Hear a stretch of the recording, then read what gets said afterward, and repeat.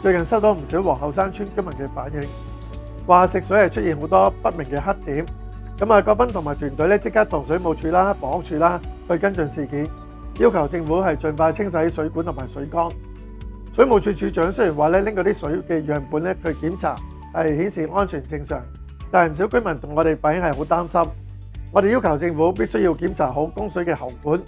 確保係要追蹤到呢啲黑點嘅來源，同埋事件唔會再發生。